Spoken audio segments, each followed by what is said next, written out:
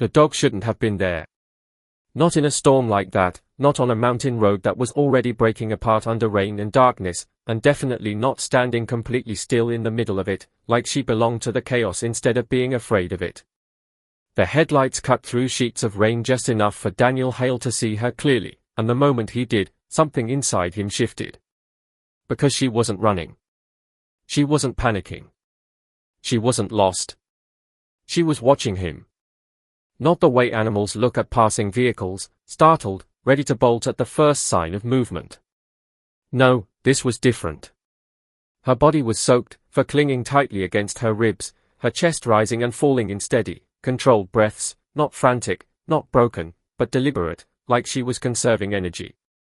Waiting. And her eyes? Those eyes didn't belong to an animal caught in a storm. They belonged to something that understood exactly what it was doing. Daniel's foot eased off the gas without him consciously deciding to slow down, the truck rolling forward at a crawl now, tires grinding softly against wet gravel as the storm pressed harder against the world around him. Rain hammered the windshield in relentless waves, the wipers struggling to keep up, dragging blurred streaks of water across his vision, but somehow, she stayed clear. Like the storm itself couldn't erase her. Thunder cracked overhead, violent and sharp, echoing through the mountains with enough force to shake the air, but the dog didn't flinch. Didn't even blink. She just stood there. Watching him. Waiting. Daniel exhaled slowly, his grip tightening just slightly on the steering wheel as instinct and logic collided in the quiet space behind his ribs. This wasn't right. Nothing about this was right. Out here, after a storm like this, with roads already compromised and visibility dropping by the second, you didn't stop. You didn't investigate. You didn't get involved. Because getting involved meant variables. And variables got people killed. Daniel had spent years of his life removing variables.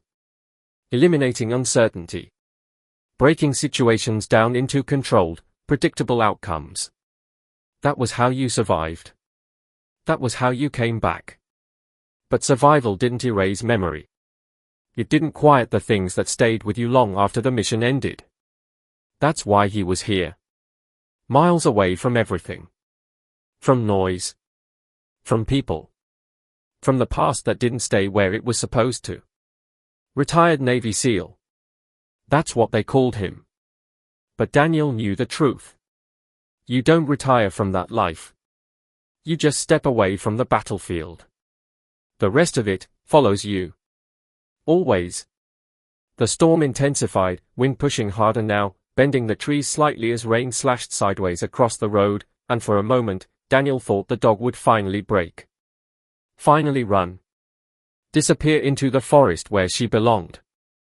But she didn't. Instead, she moved. Not backward. Not away. Sideways.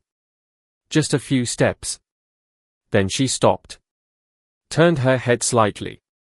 Looked at him again. And in that movement, there was intention. Not random. Not confused. Directed. Daniel felt it immediately. That pattern recognition.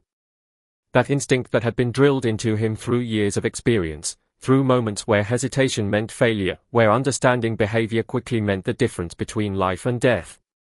This wasn't an animal reacting to a storm. This was an animal trying to show something. The dog turned again. Took a few steps toward the trees. Stopped. Looked back. Waiting. The world seemed to narrow around that single moment. The storm faded slightly in his perception, the noise dulling, the movement of rain and wind becoming background to something else. A choice. Daniel's jaw tightened. No, he muttered quietly. He knew better. This was exactly the kind of situation you avoided. Unknown terrain. Unknown reason. Unknown outcome. Everything about this screamed walk away. And yet, she didn't leave. Didn't disappear into the forest. She stayed just inside the tree line, visible enough to keep his attention, still enough to hold it. Still watching him. Still waiting. Thunder rolled again, deeper this time, closer, the kind that didn't just echo through the mountains but seemed to settle into the ground beneath them, a low warning that the storm wasn't done yet. Daniel glanced at the road ahead. Washed out in sections. Mud creeping across the surface. Water pooling where it shouldn't be. Then he looked back at the dog. She hadn't moved. Not an inch. The same position. The same stare. The same quiet insistence that something needed to happen, right now. And for reasons he couldn't explain, reasons that didn't fit into logic or training or the rules he had built his life around. Daniel killed the engine. The sudden silence inside the truck felt heavy, unnatural, the absence of vibration making the storm outside seem louder, closer, more alive. For a moment, he just sat there. Hands resting on the wheel. Breathing steady. Mind running through possibilities. This could be nothing. A lost animal. A coincidence. Or it could be something else. Something worse. Something that didn't wait for second chances.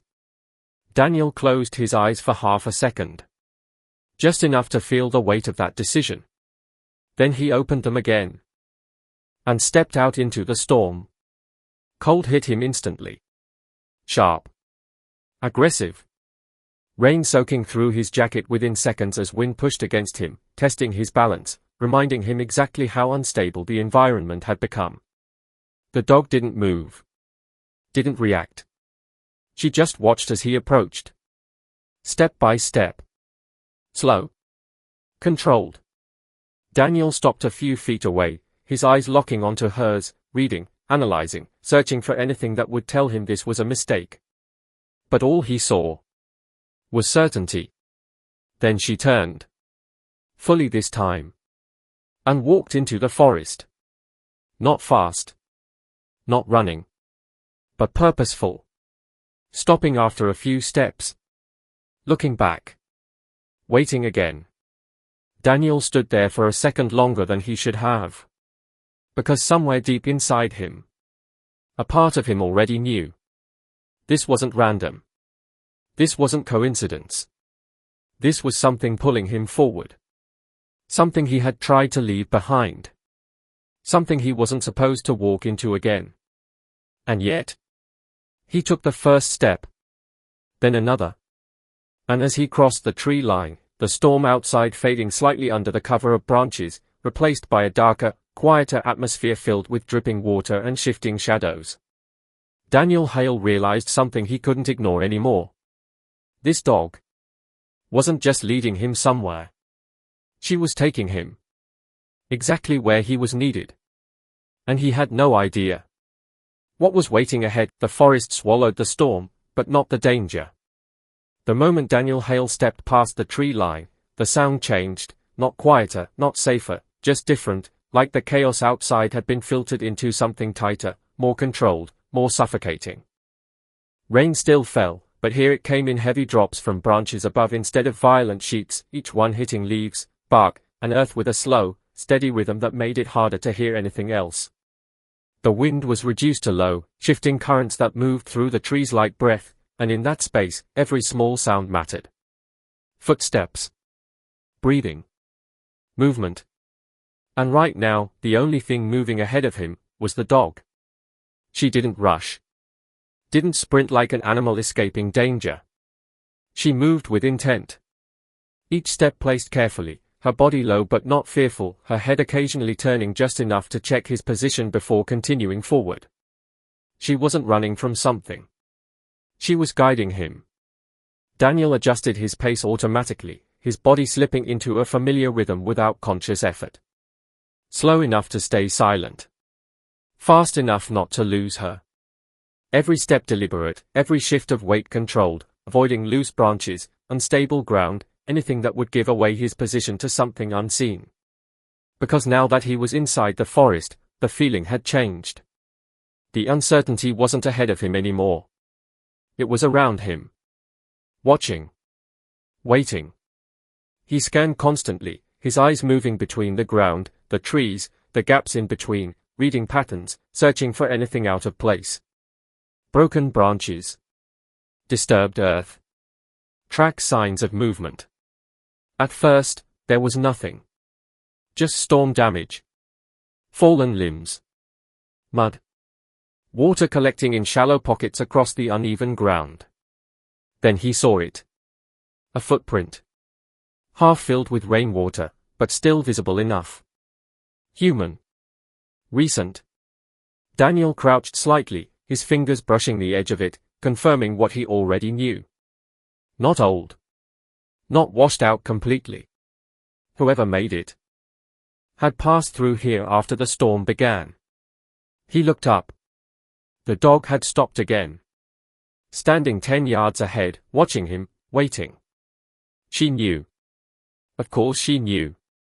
Daniel stood slowly, his jaw tightening as the situation began to take shape in his mind. This wasn't just a lost animal. This wasn't random. There was someone else out here. In this storm. In this forest. And the dog wanted him to find them. He moved again, faster now, his focus sharpening, his body fully transitioning into something he hadn't allowed himself to feel in years. Operational awareness. The world narrowed. Every sound catalogued. Every movement processed. The storm faded further into the background as the forest became the battlefield. The dog picked up her pace slightly, sensing the shift, moving deeper into the trees, weaving through fallen branches and uneven terrain with natural precision. Daniel followed, adapting quickly, his boots sinking slightly into mud but never losing balance, his breathing steady despite the cold pressing into his muscles. Minutes passed. Or maybe less. Time didn't matter here. Only distance. Only direction. Then the terrain changed. The ground dipped slightly, forming a narrow slope leading down into a lower section of forest where water had begun to collect, creating shallow streams that cut across the path in unpredictable patterns. The air felt colder here. Heavier. And then, he smelled it. Faint. But unmistakable. Metal. Blood. Daniel stopped instantly. The dog stopped too. Her body stiffening. Her ears rising slightly. She looked back at him. Not confused. Not uncertain. But aware. He moved forward slowly, his steps even more controlled now, his eyes scanning ahead as the smell grew stronger with each step. And then he saw it. A piece of fabric. Caught on a broken branch. Dark. Wet. Partially torn. Daniel approached carefully, reaching out, pulling it free. Jacket material. Civilian. Fresh. His grip tightened slightly. Then he saw more. A second footprint. Deeper this time. Slipped. Uneven. Whoever made it had been moving fast. Or struggling. He followed the trail with his eyes, each piece connecting to the next, forming a line that led further down the slope. The dog moved again. Faster now. More urgent. No hesitation. No stopping. Daniel followed immediately, his pace increasing, his focus narrowing further as the forest seemed to close in around them, the shadows deepening, the sound of water more constant now, flowing through unseen channels beneath the surface. Another sign. A broken branch at shoulder height. Forced? Not natural. Then something else. A small object on the ground. Daniel stopped again, crouching quickly. His fingers brushed against it.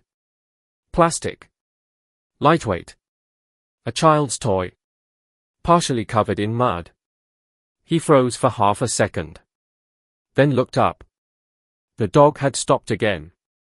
Closer now. Only a few yards ahead. Standing at the edge of a small clearing. Her body completely still. Her head slightly lowered. Waiting. Daniel stood slowly, his chest tightening in a way he couldn't ignore anymore. Because now, this wasn't just a trail. This was a story. And it wasn't a good one. He stepped forward. Carefully. Crossing the final few yards. And when he reached the edge of the clearing, everything stopped. The forest. The storm. His breathing. Because what lay in front of him was not what he expected. A vehicle. Half hidden between trees. Not wrecked. Not destroyed. But abandoned.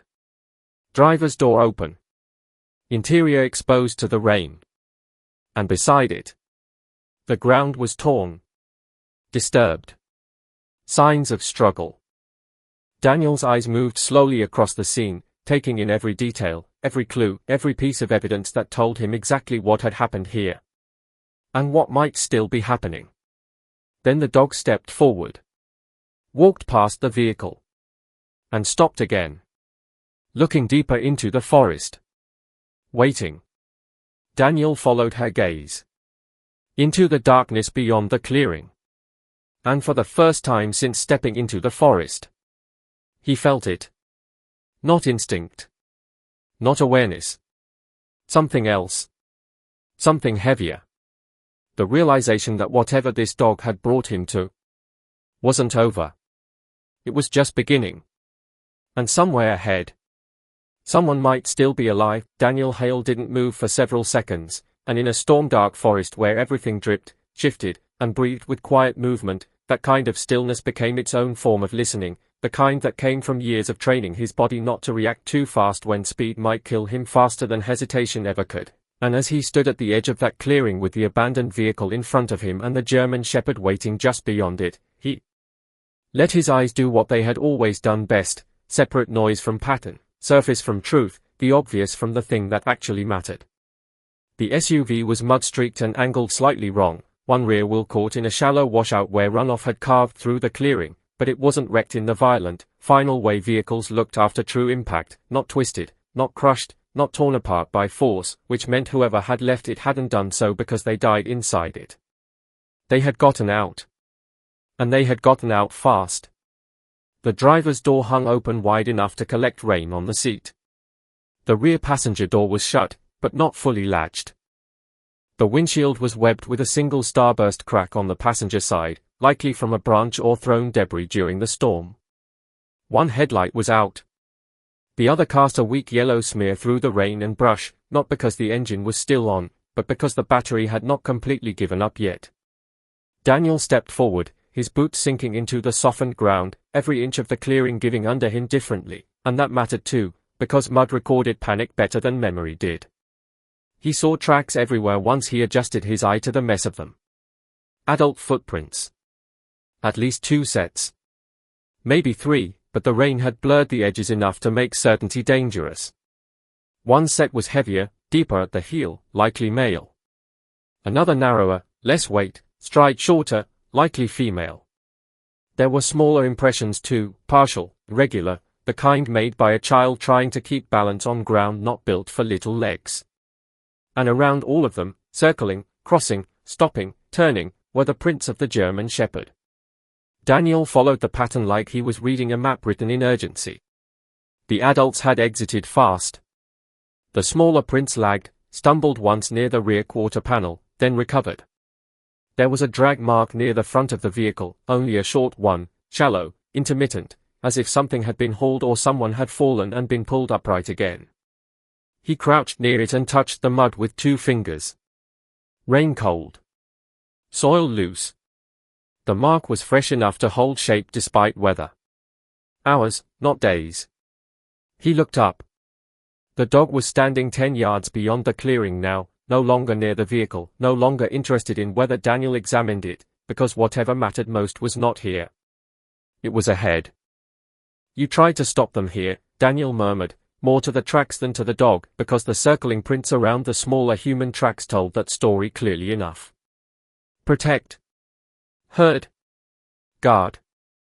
The shepherd had moved around them while they were moving, not wandering, not lost. This had been a family in motion. Or at least people the dog belonged to deeply enough to refuse separation. Daniel rose and approached the SUV itself. The smell hit him first when he got close enough, wet fabric, gasoline, pine sap, and beneath it, the unmistakable copper metallic edge he had already caught in the air. Blood. Not enough to paint the clearing like slaughter, but enough to matter.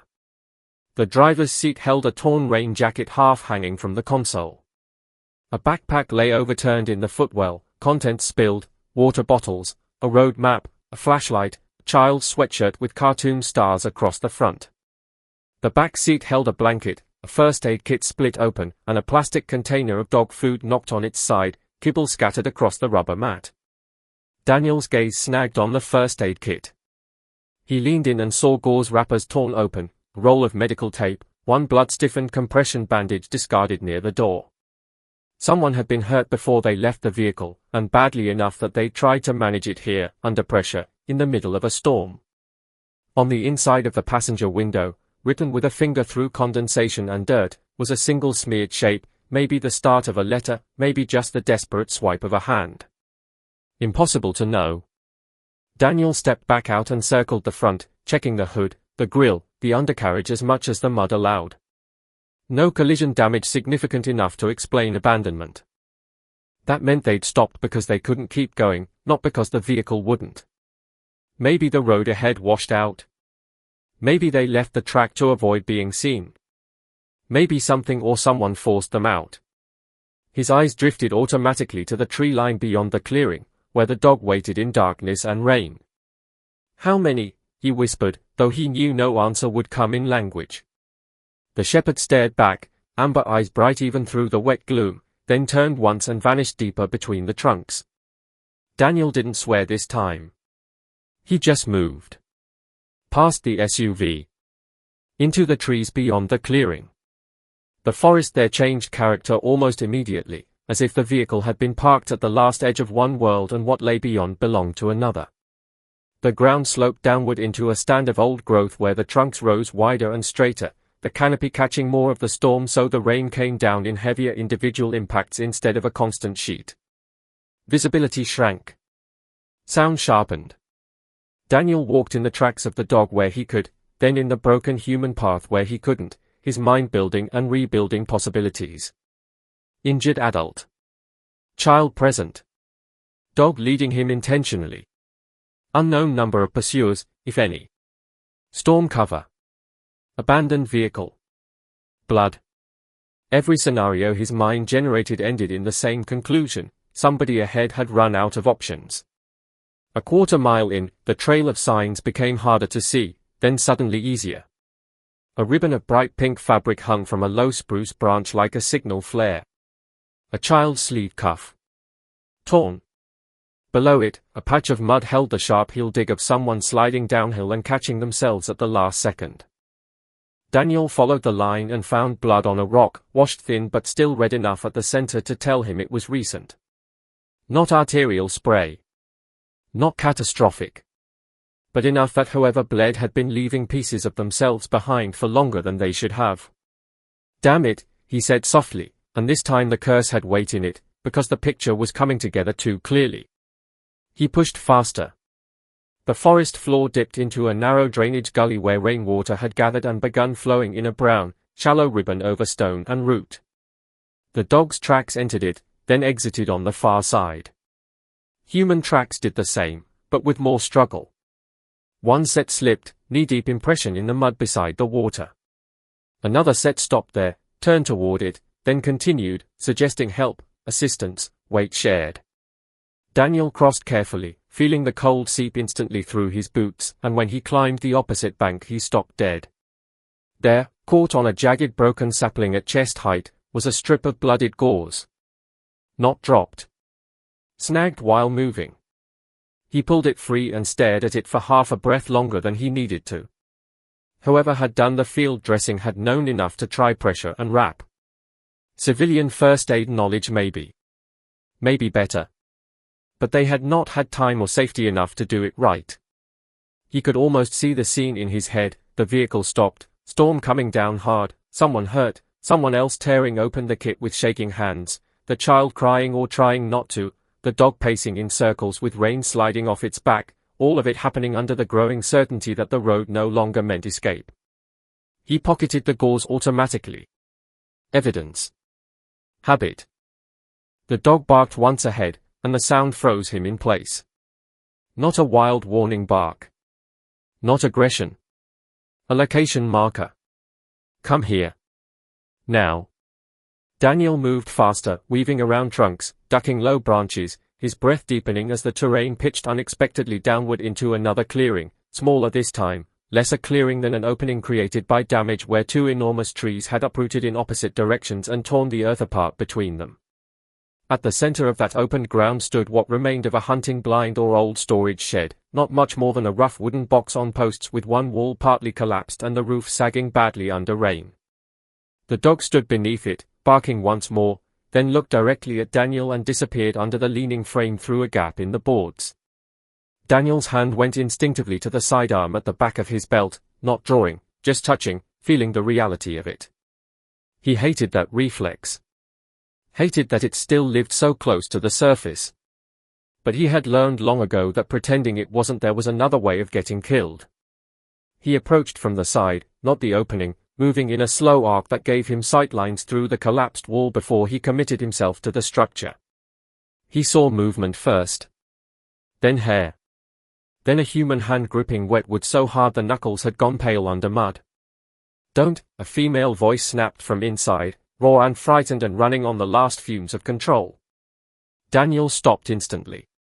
"I'm not here to hurt you," he said, his voice low but clear, the words chosen fast and carefully, because the wrong tone in a moment like this could push someone over the edge. "Your dog brought me." Silence. Then the German Shepherd emerged partially from under the slanted blind and stood in the gap, looking from Daniel to the darkness within as if translating a language only she understood. "Molly," a child's voice whispered from inside, fragile enough to break the air just by existing. The dog stepped back in. Daniel felt something old and painful move under his ribs at that sound, because children in fear always made time fold in strange ways. Suddenly every mission with civilians, every extraction that had gone wrong, every night he had told himself he'd done all he could, all of it pressed closer. "I'm alone," he said. "I came from the service road above the river. I found the SUV. I found your trail." Another silence. He listened hard and heard not just one breathing pattern inside, but two. One small and quick. One slower, uneven, threaded with pain. Then the female voice came again, weaker this time. "If you're lying, she won't survive the night anyway." Daniel took that in without flinching. Not because it didn't hit him, but because it did. "Then let me help." A shape shifted inside. A woman crawled partly into view through the gap, one arm wrapped tightly across her side. She was in her 30s, maybe younger if life had been kinder to her than her face suggested in this moment, dark hair plastered to her cheeks with rain, one cheek split and swollen, eyes too alert for the amount of blood on her jacket. Behind her, huddled in a nest of wet blankets and torn tarps, was a little girl no older than 7 or 8, clutching the German Shepherd's neck with both arms as if the dog were the last solid thing left in the world. Daniel saw all of it in one sweep, the improvised shelter, the storm supplies, the woman's wound, the child's shock, the way the dog held herself half turned toward the woods even while staying pressed against the girl. Guarding both directions. He slowly lifted his hands away from his body to show they were empty. "My name's Daniel," he said. "Tell me who hurt you." The woman looked at him for a long second that seemed to stretch under the rain until it felt almost unreal, then her gaze flicked to Molly, and the dog did something that changed everything. She walked out from the child, crossed the mud between them, and pressed the side of her wet body against Daniel's leg. Not briefly. Not accidentally. Deliberately.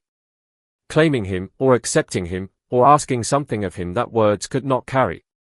The woman saw it, and whatever line she had still been holding snapped under the weight of that single gesture. "They killed my husband," she said, and Daniel felt the storm shift from weather into something much darker. "And I think they're still looking for us." The words didn't echo, they sank, heavy and final, settling into the mud, into the wood, into the space between breaths where truth didn't need to be repeated to be understood, and Daniel Hale felt the shift immediately, the quiet recalibration of everything around him, because the moment those words were spoken, this was no longer just a rescue, it was a situation, and situations like this didn't stay contained for long. The rain continued to fall, softer now beneath the canopy but still relentless, tapping against the warped wood of the broken structure, dripping through the gaps, sliding down faces, clothes, skin, and Daniel noticed how the woman didn't wipe it away anymore, didn't react to the cold, didn't adjust her position even though the ground beneath her had turned into a soaked bed of mud and splintered debris. That told him everything he needed to know about her condition. She was past discomfort. Past instinctive reaction. She was holding on to something else now. Something thinner. Something fragile. How long ago? Daniel asked, his voice steady, low, the kind of tone that didn't spike panic or false hope.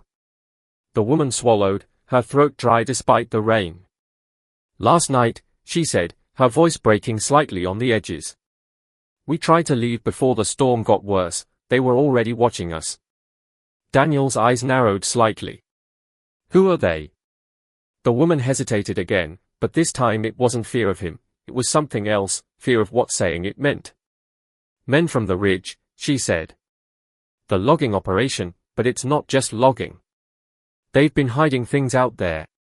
Chemicals, waste, things that aren't supposed to be buried in these mountains. Daniel felt the pieces starting to connect, the same way they always did, slowly at first, then faster, sharper, until the shape became clear enough to act on. Your husband found out, he said. She nodded. He worked there, maintenance. He saw what they were dumping. Started documenting it, photos, files, everything. He said we could take it to the state, expose them. Her voice tightened again. They found out before we could leave. The girl shifted slightly behind her, tightening her grip on Molly's fur, her small body pressing closer, as if the memory itself carried danger. Daniel crouched slightly lower, keeping his posture open, controlled. And last night? The woman's eyes drifted for a second, not unfocused, but distant, like she was stepping back into something she hadn't had time to process. They came to the house, trucks, lights, too many. Mark told us to run. We took the SUV. Molly jumped in before we even opened the door. Daniel glanced at the dog briefly, then back at her. We didn't make it far, she continued.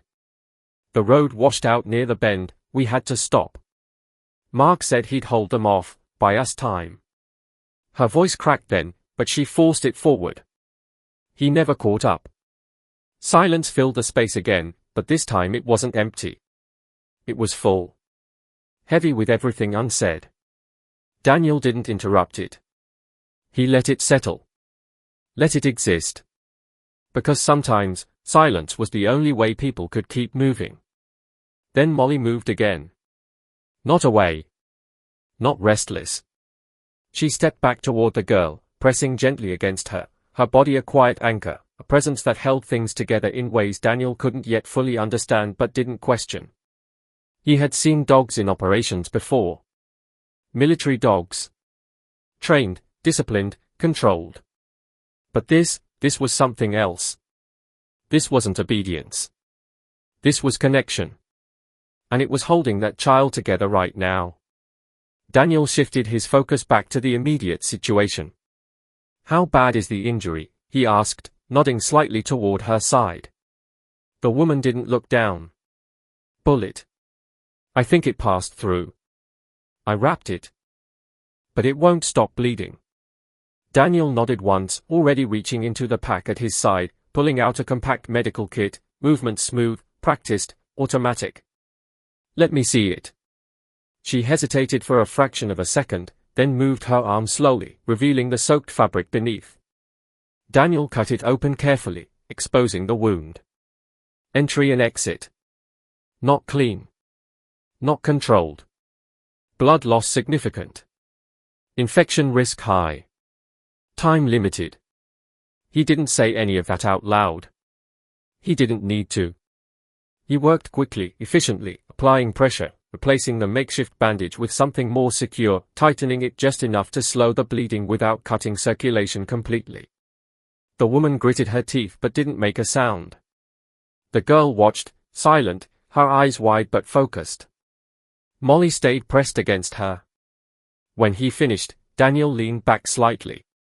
This will hold for now, he said. But you need real treatment.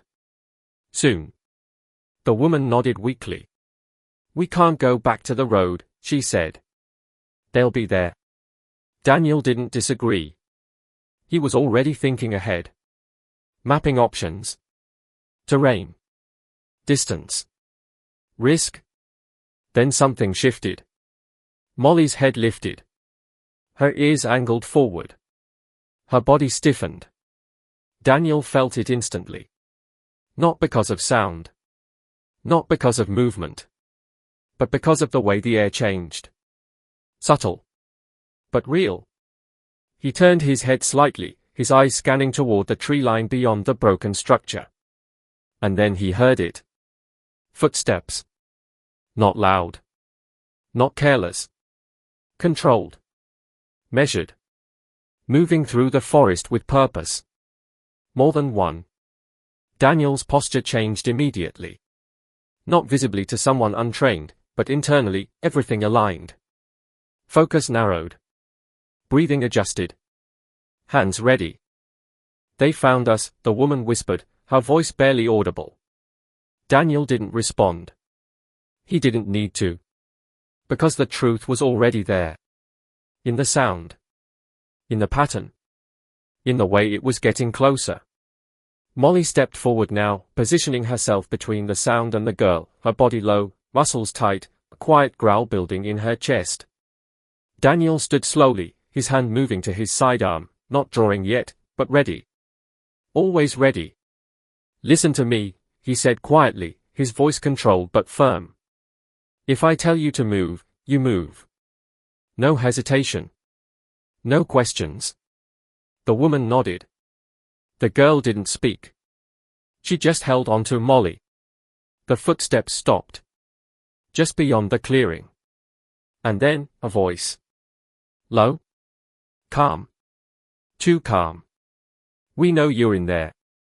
Daniel's eyes didn't blink. Didn't shift. His entire focus locked onto the edge of the trees where the voice had come from. The storm had faded into background noise now. The forest had gone still. And in that stillness, the real danger had arrived. You can't hide forever, the voice continued. Daniel exhaled slowly, his grip tightening just slightly. Because now, this wasn't about finding them anymore. It was about getting them out. And something told him, that wasn't going to be easy. The voice didn't rush, didn't threaten loudly, didn't try to break the silence with force, and that was exactly what made it dangerous, because men who understood how to control fear rarely needed to raise their voices to use it, and Daniel Hale felt that immediately, the tone, the cadence, the deliberate pacing of each word telling him more than the content itself ever could. This wasn't a search party. This wasn't desperate men stumbling through the forest hoping to get lucky. This was controlled. Intentional. And already too close. Daniel didn't step forward, didn't respond right away, because silence was information too, and right now he needed as much of it as he could gather. The forest held its breath around them, rain still falling but softer now, almost distant, like the storm itself had pulled back to watch what was about to happen. Molly's growl deepened, low and steady, her body coiled just in front of the girl, her position unwavering, her focus locked on the trees where the voice had come from. The woman shifted slightly behind Daniel, her breathing uneven, her strength fading but her awareness sharp enough to understand exactly what was happening. How many? Daniel whispered without turning his head. 4, maybe 5, she replied, barely audible. Daniel processed that instantly. For minimum. Possibly more. Terrain compromised. 1 wounded civilian. 1 child. 1 dog. Limited cover. No clear exit. He had operated in worse conditions. But not like this. Not without backup. Not without support. Not without the certainty that he could control the outcome. You don't want this to go bad, the voice said again, closer now, just beyond the edge of the clearing. Just send her out. We'll take what we need, and you can walk away. Daniel almost smiled at that. Not because it was funny. But because it was predictable. The offer. The illusion of control. The false choice designed to break resistance before it started. He had heard it before. In different places. Different voices. Same intent. That's not how this ends, Daniel said calmly, his voice carrying just enough to be heard without giving away position. A brief pause followed. Then a soft chuckle. You don't even know what this is, the man replied.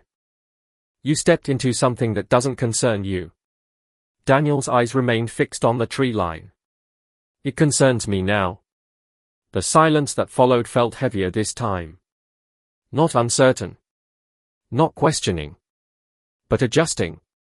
The man stepped forward just enough to become visible through the trees, his outline forming slowly between shadows and rain, his posture relaxed but deliberate, a rifle hanging loosely in his hands like it was just another tool, not a weapon. Behind him, movement. Shapes. Others. Spacing out. Positioning. Daniel tracked them all without moving his head, his peripheral vision mapping the angles, the lines of fire, the gaps in cover, the places they would try to push from. You military? The man asked, studying him now. Daniel didn't answer. Didn't confirm. Didn't deny. But the man smiled slightly anyway. Yeah? I thought so. He shifted his stance slightly, more confident now, like he had just found something useful. That means you understand how this works, he continued. You assess. You adapt. You survive. His eyes flicked briefly toward the broken structure behind Daniel. You know you can't win this. Daniel's grip tightened just slightly, but his voice didn't change. Winning's not the objective.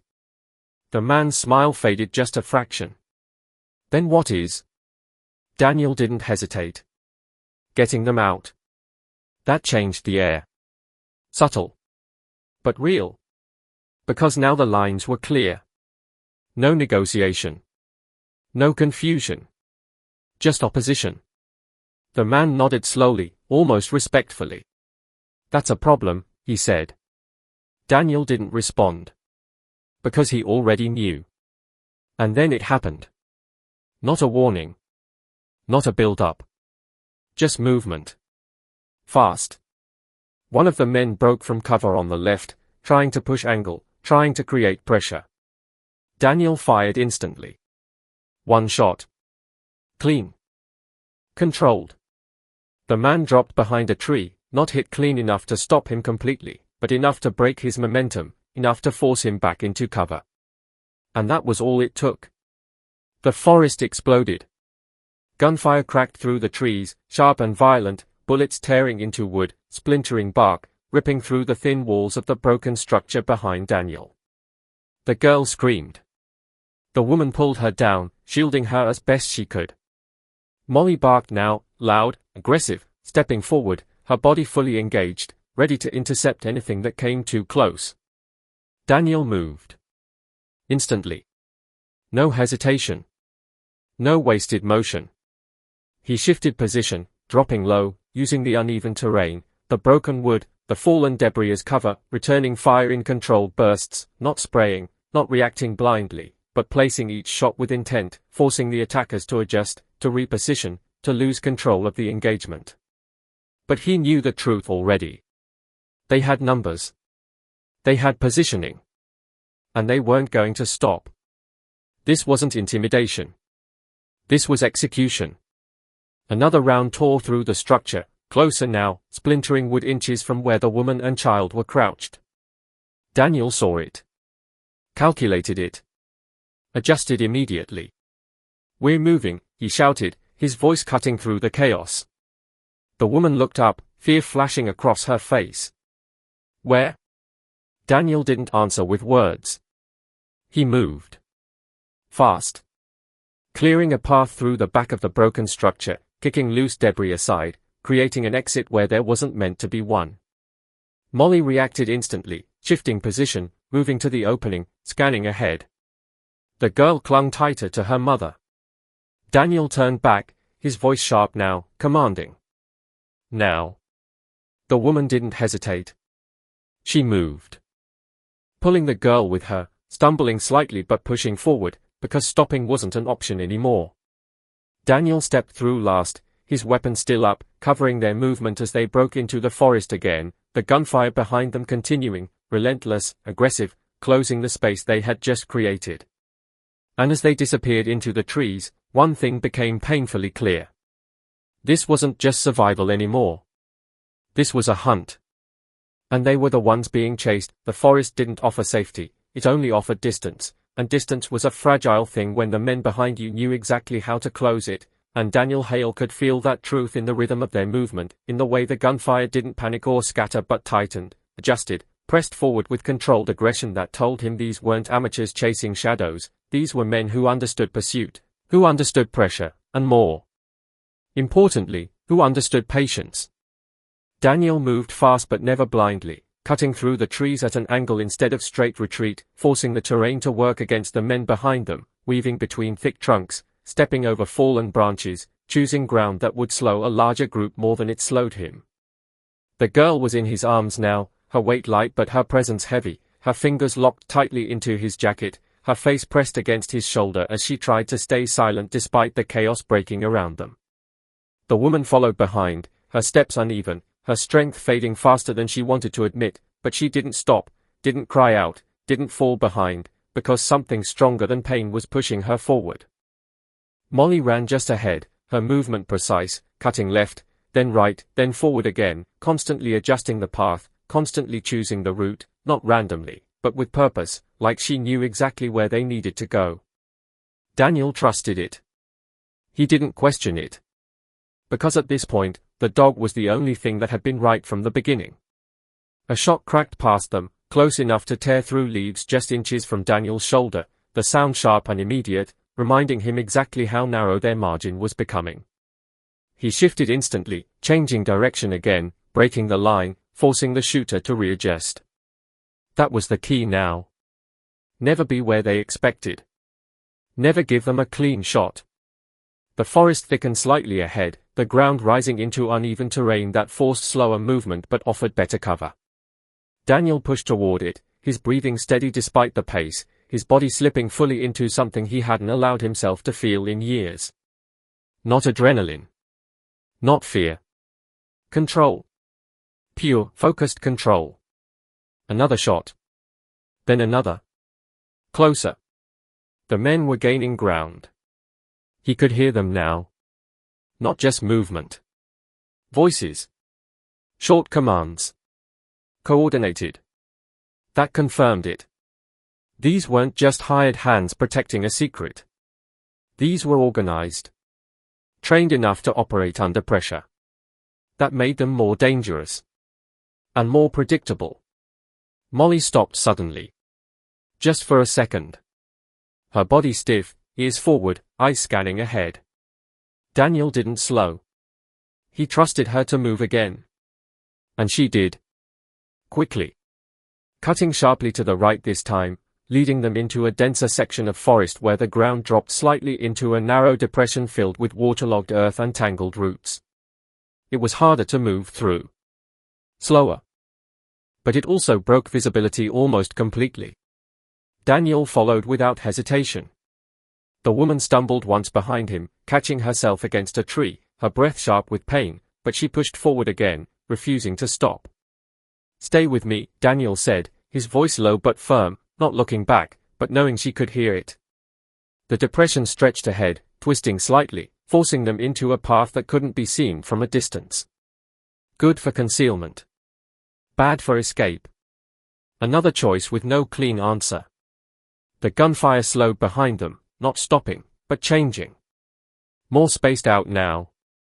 More deliberate. The men were adjusting again. Spreading. Trying to flank. Daniel felt it immediately. "They're splitting," he muttered under his breath. Molly's movement changed again, quicker now, more urgent, her pace increasing as she pushed through the narrow path, then suddenly she broke left, climbing up out of the depression onto slightly higher ground. Daniel followed instantly, his boots slipping slightly on the wet incline, but he recovered, pulling the girl tighter as he reached the top. The woman struggled more here, her strength nearly gone, but she forced herself up, using the trees for support, dragging herself forward step by step. When Daniel reached the top, he stopped. Just for a fraction of a second. Because the terrain ahead changed everything. The forest opened slightly, not into a clearing, but into a ridge line that dropped off sharply on the other side, the ground falling away into a dark slope that disappeared into shadow below. It wasn't a cliff, but it was steep enough to be dangerous. Too steep to run blindly. Too exposed to stay. Molly stood at the edge, looking down, then back at Daniel. Waiting. Always waiting. Daniel stepped closer, scanning the slope, calculating the descent, the risk, the time it would take, the exposure it would create. Behind them, the sound of movement grew louder again. Closer. They were almost here. "We go down," Daniel said quietly. The woman reached him, her breathing broken now, her body barely holding together. She looked at the slope, then at him. "We won't make it," she whispered. Daniel didn't look at her. His eyes stayed on the terrain. "We will," he said. Not because he believed it fully, but because it was the only option left. Molly moved first. Carefully.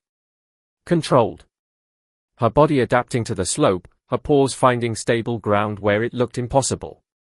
Daniel followed, lowering himself slowly, using one hand against the earth to control his descent while holding the girl tightly with the other. The ground shifted under him, mud sliding, rocks loosening, but he adjusted, shifting weight, maintaining balance. The woman followed behind, slower, more unstable, but she moved. Because stopping meant something worse. Halfway down, a shot cracked above them. Then another. The men had reached the ridge. Daniel didn't look up. He didn't need to. He could feel them. And then the first bullet struck the ground near them, sending dirt and rock sliding down the slope. The chase wasn't slowing. It was accelerating. And now, they were exposed, the slope turned into a fight of gravity as much as survival, every step threatening to give way beneath them, every shift of weight risking a fall that wouldn't stop until the bottom decided it was over, and Daniel Hale moved through it with controlled precision, not fast, not reckless, but efficient, because speed on ground like this didn't save you, it ended you.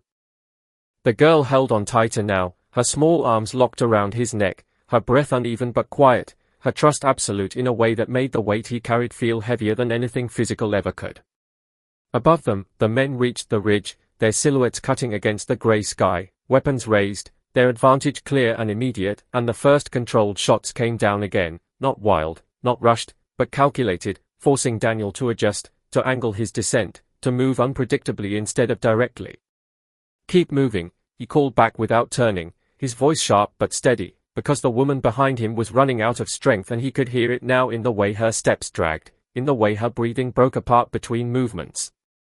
Molly moved just ahead, navigating the slope like it belonged to her, then pausing just long enough to check them before continuing downward, always choosing the path, always staying just out of reach but never out of sight. Another shot cracked, closer this time, striking the slope to Daniel's left, sending a cascade of loose dirt sliding past him. He shifted instantly, dropping lower, using his body to shield the girl as much as possible, his boots digging into the earth to maintain control. Halfway down, the terrain changed again. The slope leveled slightly into a narrow ledge that cut across the face of the hill, barely wide enough for one person at a time, the drop still steep below it, the forest thick and shadowed beyond. Daniel reached it first, stepping onto the narrow ground, testing its stability before moving forward. "Single file," he said quickly. "Stay close." Molly moved onto the ledge ahead, her body low, careful but confident. Daniel followed, the girl still in his arms, his back slightly angled toward the slope above to shield her from the line of fire. The woman reached the ledge next, her movements slower, less stable, but she managed to step onto it, pressing herself against the rock face as she followed. Above them, the men spread out along the ridge, trying to gain angle, trying to cut them off before they reached the bottom. One of them moved too far forward, trying to get a clearer shot, and Daniel saw it. He stopped. Just for a second. Raised his weapon. Fired. The man dropped back instantly, the shot forcing him to retreat, breaking his position. Daniel didn't wait to confirm. He moved again. The ledge curved slightly, disappearing around the side of the slope, offering temporary cover from above, but only for a few seconds. Not enough. Not nearly enough. The woman stumbled behind him, her foot slipping on the wet rock, her body tilting outward toward the drop. Daniel reacted instantly, shifting his weight, reaching back with one arm, catching her wrist before she could fall. The movement pulled him off balance for a split second, but he compensated, digging his boots harder into the rock, pulling her back against the slope. "Stay with me," he said, his voice lower now but no less firm.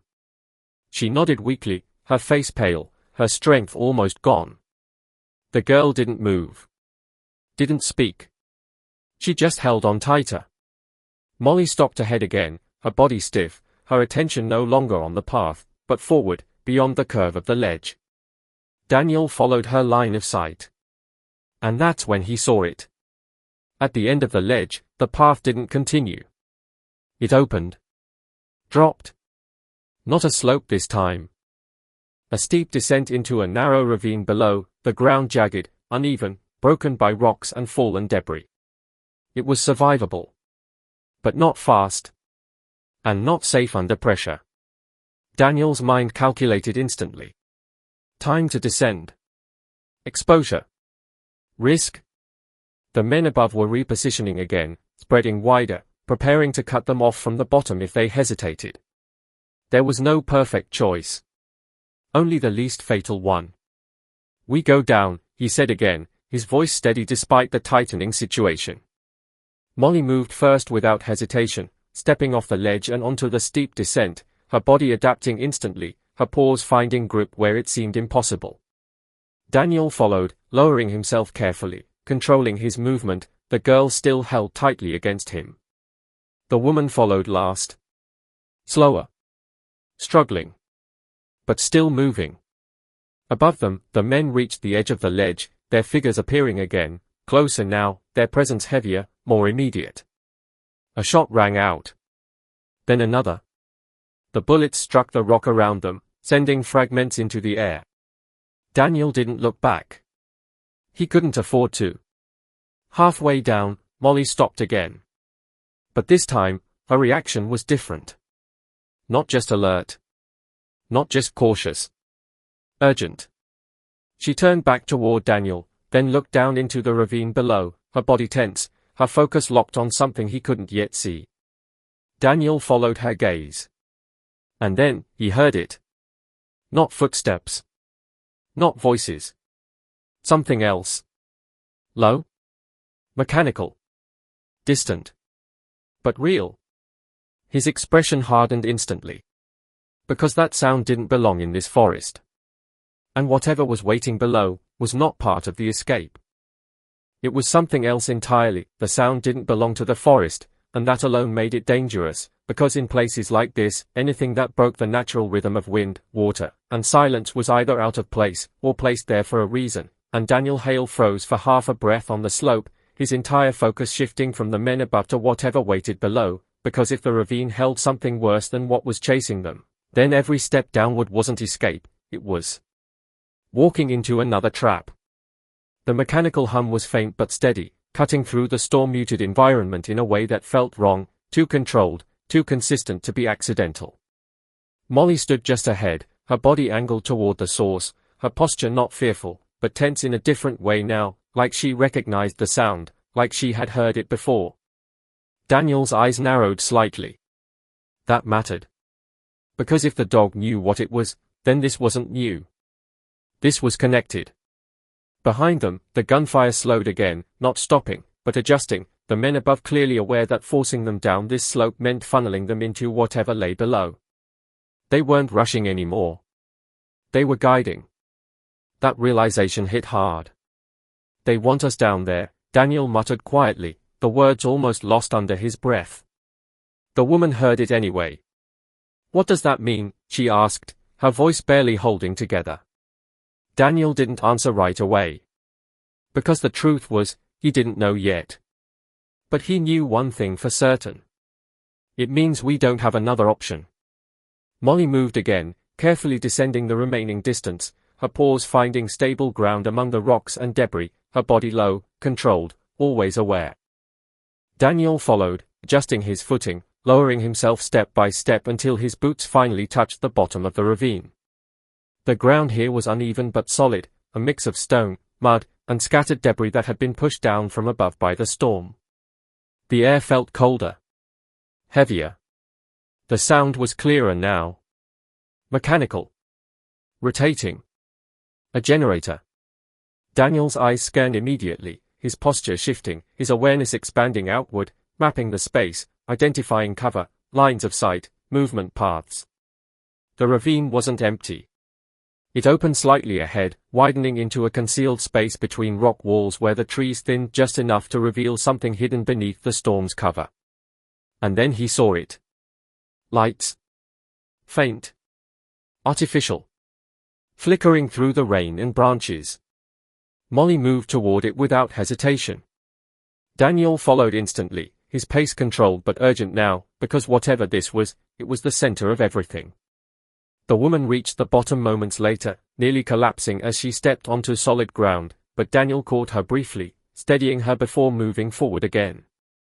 "Stay close," he said, his voice firm. She nodded weakly, pulling the girl tighter as they followed. As they moved deeper into the ravine, the shape of it became clear. A hidden work site. Not large. Not permanent. But active. Equipment partially covered by tarps. Metal containers stacked along the rock wall. A generator running near the center, its low hum feeding power to a series of small lights strung between makeshift poles. And scattered across the ground, barrels. Marked. Sealed. Not standard. Daniel didn't need labels to understand what he was looking at. The woman saw it too. "This is it," she whispered. "This is where they bring it." Her voice carried something else now. Not just fear. Confirmation. Daniel moved slowly through the edge of the site, his eyes scanning every detail, every angle, every possible threat. No one here. Not now. But that didn't mean empty. It meant recently vacated. Or waiting. Molly moved ahead again, weaving through the equipment, then stopping near one of the containers, her nose lowering slightly, her body stiffening. Daniel approached carefully, his hand resting lightly on his weapon, ready but not drawn. He followed her line of sight. And then he saw it. Blood. Fresh. Not washed away yet. Leading away from the container. A trail. Narrow. Uneven. Someone had been here. Recently. Injured. Moving.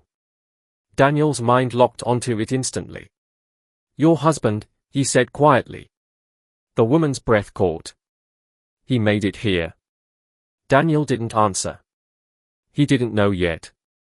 But the evidence was there. The trail led deeper into the site, toward a darker section near the far rock wall where the light didn't reach as clearly. Molly moved again, following it without hesitation. And that was all Daniel needed. He followed. Step by step.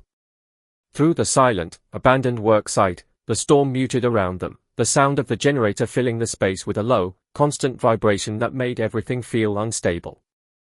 Then the trail ended. Not faded. Not lost. Ended. At a metal door. Built into the rock. Reinforced.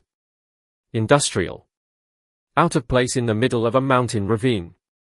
Daniel stopped. His breath slowed. His focus sharpened. Because this was no longer about escape. This was something else. Something hidden. Something protected. Molly stood in front of the door, her body still, her eyes locked on it, her presence unwavering. And then, she looked back at Daniel. Not waiting anymore. Asking. And in that moment, Daniel understood something that changed everything. She hadn't just been leading him away from danger. She had been leading him, here. And whatever was behind that door, was the reason. Behind them, voices echoed faintly from above the ravine. The men were coming down. Closing in. The time for choices was gone. Daniel stepped forward. Reached for the handle. And pulled. The door didn't open smoothly. It resisted. Not locked, but heavy, like it hadn't been meant to be opened in a hurry, like it belonged to something that expected time, control, permission. Daniel Hale pulled harder, muscles tightening under the strain, the metal groaning slightly before finally giving way, opening just enough to let a slice of dim, artificial light spill out into the rain-soaked darkness of the ravine. Cold air rushed past him from inside. Not the natural cold of the storm. Something deeper. Still. Controlled. Like the inside of that place had been sealed away from the world outside for a long time. Daniel didn't hesitate. He stepped inside. The shift was immediate. Sound dropped. The storm vanished. Replaced by a low mechanical hum, softer than the generator outside, but constant, precise, like a heartbeat that didn't belong to anything living. The floor beneath his boots changed from mud and stone to solid concrete, damp in places but stable, controlled. Behind him, the woman and the girl entered, slower, more cautious, the sudden quiet almost disorienting after everything they had just moved through. Molly stepped in last. And the moment she crossed the threshold, her behavior changed. She didn't just move forward. She locked onto something. Focused. Direct. Her body lowered slightly, her movement more careful now, more deliberate, as if she knew exactly what she was about to find. Daniel followed her immediately. The interior stretched deeper than he expected, a narrow corridor carved into the rock, reinforced with metal beams and panels, wires running along the ceiling, small industrial lights casting a pale, uneven glow that left shadows hanging in the corners. This wasn't temporary. This wasn't improvised. This was built. Hidden. Maintained. And whatever they were storing here, wasn't meant to be found. The smell hit him next. Stronger now. Blood. Not faint. Not old. Fresh. Daniel's pace quickened. Not reckless. But urgent. Molly moved faster too, her paws silent against the concrete as she followed the scent deeper into the corridor, her breathing steady but focused. The woman stumbled slightly behind, her strength nearly gone now, but she kept moving, because stopping wasn't an option anymore. Not here. Not now. The corridor opened into a larger chamber. And the moment Daniel stepped into it, everything stopped. Because what he saw was not what he expected. A man. Bound. Slumped against a metal support beam near the center of the room. His clothes soaked in blood. One arm hanging loosely at his side. Head lowered. Unmoving. For half a second, Daniel didn't breathe. Because he already knew. Before the woman even spoke. Mark, her voice broke. Completely. She moved forward without thinking, stumbling, falling to her knees beside him, her hands reaching out, shaking, touching his face, his shoulder, desperate for something, anything. Mark, please. The girl stood frozen near the entrance, her small body trembling, her eyes wide as she tried to understand what she was seeing. Molly didn't move toward them. She stayed with Daniel. Because she had already seen it. Already understood it. Daniel stepped closer. Slow. Controlled. He knelt slightly, his fingers pressing against the man's neck. Searching. Waiting. Nothing. He exhaled quietly. Not loudly. Not dramatically. Just enough to confirm what he already knew. The woman saw it in his face before he said anything. And the sound she made wasn't a scream. Wasn't a cry. It was something quieter. Something heavier. The kind of sound that came from a place too deep to be loud. The girl didn't move. Didn't speak. She just stood there, watching. Molly stepped forward then. Slowly. Gently. She pressed her head against the man's arm. Just once. Then stepped back. Daniel felt it again. That shift inside him. Not the one from before. Not instinct. Not control. Something else. Something older. Something he had buried a long time ago. Guilt. Because this was the part that never left. The part that didn't care how many missions you survived.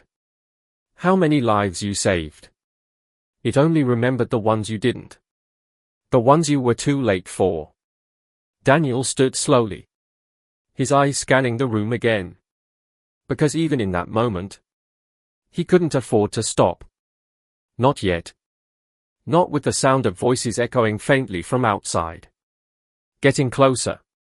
Not with the fact that whoever had done this hadn't finished. His gaze locked onto something near the far wall. A table. Covered in equipment. Papers. A laptop. Drives. Files. Everything the woman had said. Proof. Evidence. The reason this man had died. Daniel moved toward it. Quick. Focused. His hands scanning through the materials, grabbing what mattered, stuffing it into his pack without hesitation.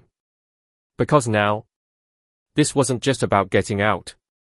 This was about making sure none of it was for nothing. Behind him, the woman still knelt beside her husband. The girl still stood frozen. Molly turned toward the entrance. Her body stiff again. Her ears forward. And then, the sound came. Clear this time. Boots. On rock. Close. Very close. Daniel didn't turn immediately. Because he already knew.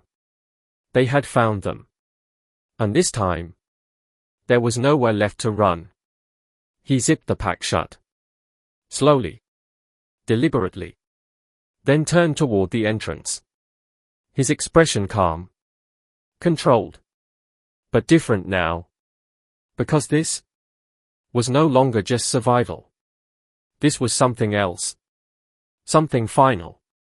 And as the first shadow appeared in the doorway, Daniel Hale took one step forward. The shadow in the doorway didn't hesitate, didn't pause to assess the room or confirm what waited inside, and that alone told Daniel Hale everything he needed to know about the man stepping through it, confidence born not from courage, but from control, from the belief that the outcome had already been decided long before he arrived. The man entered slowly, rifle lowered just enough to show he didn't feel threatened, his eyes sweeping the room once, taking in the body on the floor, the woman beside it, the child near the wall, and finally settling on Daniel with something close to recognition. Behind him, more movement. More silhouettes. Filling the entrance. Closing the last exit. The air shifted again, tighter now, heavier, like the room itself understood that this was the moment everything had been leading toward.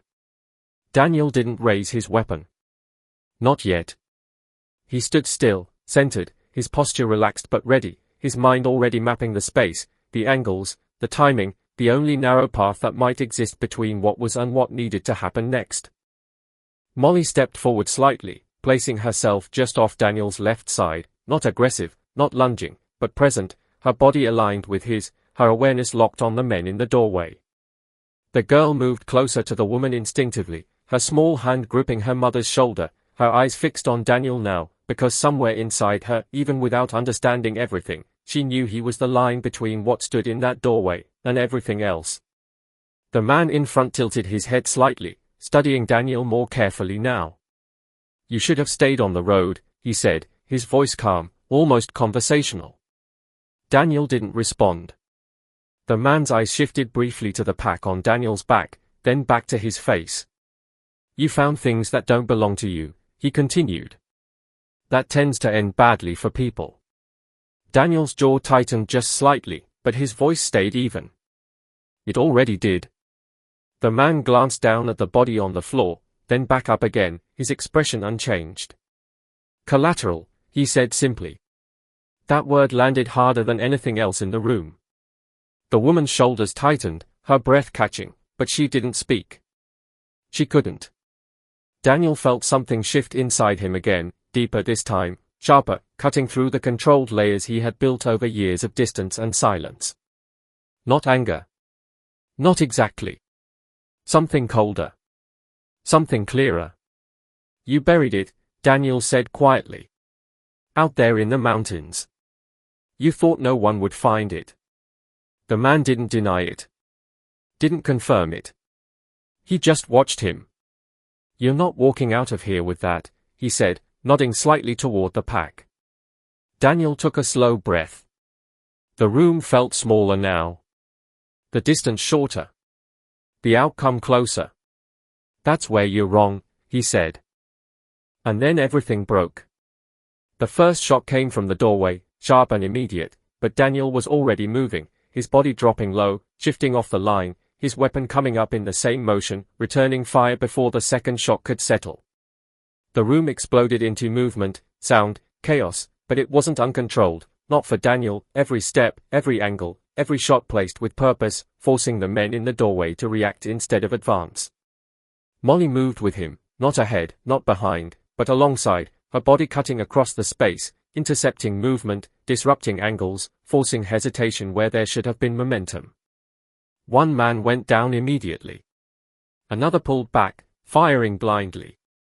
The confined space turned their numbers into a disadvantage, forcing them to bottleneck, to lose the spread they had used in the forest. Daniel used it. Pressed it. Controlled it. Stay down, he shouted without looking back, knowing the woman and child were already on the floor, already doing exactly what they needed to do. Another shot cracked past him, close, too close, but he shifted again, returning fire, forcing the last man in the doorway to step back, to lose position. The leader moved differently. Not retreating. Not rushing. He adjusted. Stepped forward through the chaos, raising his weapon with calm precision, his eyes locked on Daniel like the rest of the room didn't exist. Daniel saw it. Felt it. And for a split second, everything else faded. Just two men. One moment. One line. They fired at the same time. The sound hit hard, echoing through the metal and stone, the impact immediate, but Daniel didn't stop, didn't fall, his shot landing clean, the leader's body jerking back, dropping to the ground, his weapon sliding from his hands. Silence followed. Not complete. Not peaceful. But final. The remaining movement stopped. The pressure broke. The room exhaled. Daniel stood still for a second, his breathing controlled, his eyes scanning, confirming, making sure there was nothing left that could rise again. Molly stood beside him, her body still tense, but steady, her presence grounded, real, alive. Behind him, the woman shifted slightly, her hand still resting on her husband's arm, her daughter pressed close beside her, both of them still here. Still breathing. Daniel lowered his weapon slowly. Not because the world was safe, but because this part of it was over. Hours later, when the storm finally began to break, when the sound of helicopters cut through the mountains, when authorities pushed into the hidden site and the truth began to surface piece by piece, Daniel stood just outside the entrance of that place, the rain lighter now, the air clearer, the weight of everything settling into something quieter. The girl stood beside him. Molly between them. Always between them. Daniel looked down at the dog, his hand resting gently against her neck, feeling the warmth, the steadiness, the presence that had pulled him into something he had spent years avoiding. You knew, he said quietly. Molly didn't move. Didn't need to. Because the answer wasn't in sound. It was in everything she had done. The girl looked up at him, her voice soft but steady. She found you, she said. Daniel met her eyes. And for the first time in a long time, something inside him didn't feel broken. Not fixed. Not gone. But different. No, he said quietly. She brought me. The wind moved through the trees, lighter now, carrying away what was left of the storm, and as the mountains slowly returned to silence, Daniel Hale understood something he hadn't allowed himself to believe in for years. Some things don't let you disappear. Some things find you. And sometimes, they bring you back, for a reason.